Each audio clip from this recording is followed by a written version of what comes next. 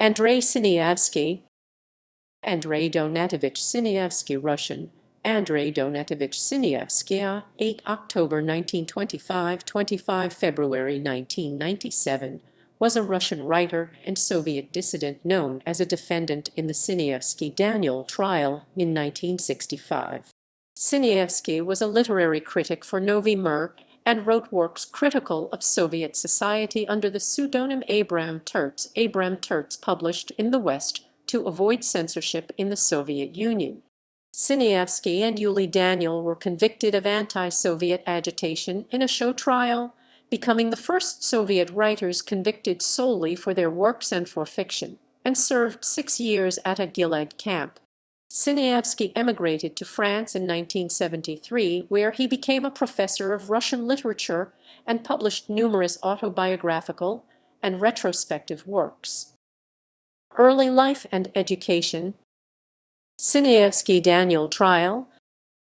On 4 September 1965, Sinyavsky was arrested along with fellow writer and friend Yuli Daniel and tried in the first Soviet show trial, during which writers were openly convicted solely for their literary work. Sinyavsky and Daniel were arrested as part of widespread political repression in the Soviet Union due to their works critical of Soviet life being published abroad.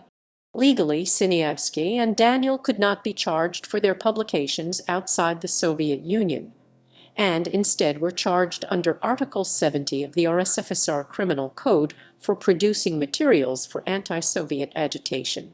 This was the first time anti-Soviet laws were applied to works of fiction.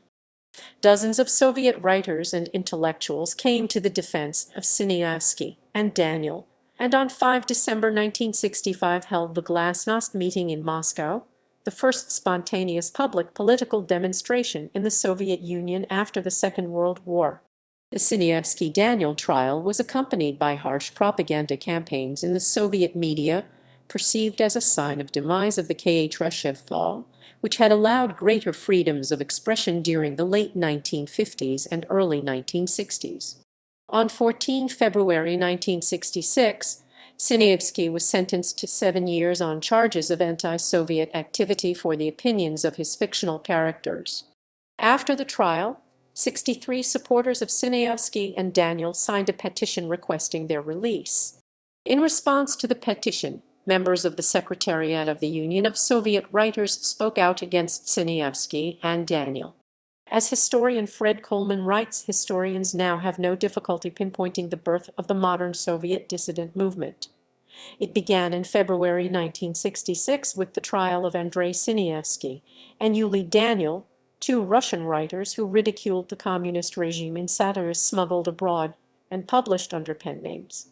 Little did they realize at the time that Sinyavsky was released early in 1971 as part of an initiative by Yuri Andropov. Later years and death. In 1973, Sinyavsky was allowed to emigrate to France at the invitation of Claude Frou, a professor at the University of Paris 8 Vincennes Saint-Denis specializing in Russia. Sinyavsky became a professor of Russian literature at Sorbonne University, co-founded the Russian language almanac Syntaxis with his wife Maria Rozanova, and actively contributed to Radio Liberty. Sinyavsky and Rozanova's son, Igor Gran, graduated from École Centrale Paris and became a novelist. On 17 October 1991, Sinyavsky was featured in a report received by Izvestia on the review of convictions for several prominent Soviet individuals due to lack of corpus delicti in their actions. Sinyavsky, Yuli Daniel, Karlis Ulmanis, Nikolai Timofeev-Rysovsky were considered for rehabilitation only 2 months before the dissolution of the Soviet Union. In early 1996, Sinyavsky suffered a heart attack, and later that year was diagnosed with lung cancer with metastases in the brain. Sinyavsky underwent unsuccessful operations and radiotherapy at the Curie Institute. Sinyavsky died in 1997 in Fontenay-aux-Roses, near Paris, and was buried there by the Russian Orthodox priest and writer Vladimir Vigiliansky, with Andrei Viznesensky in attendance. Sinyavsky was the catalyst for the formation of the Russian-English translation team of Larisa Volokonsky and Richard Pevier, who have translated a number of works by Mikhail Bulgakov, Anton Chekhov, Fyodor Dostoevsky, Nikolai Gogol, and Leo Tolstoy. Volokonsky, who was born and raised in Leningrad, now St. Petersburg, first visited the United States in the early 1970s and happened across Pevier's Hudson Review article about Sinyavsky. At the time, Pevier believed Sinyavsky was still in a Russian prison. Volokonsky had just helped him immigrate to Paris. Pevier was surprised and pleased to be mistaken.